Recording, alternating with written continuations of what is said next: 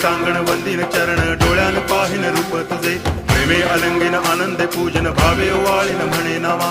त्वमेव माता पिता त्वमेव बंधुश्च सखा त्वमेव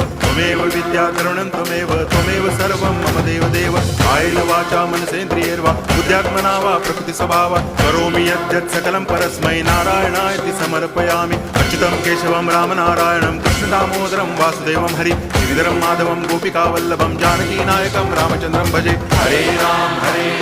राम राम हरे हरे हरे कृष्ण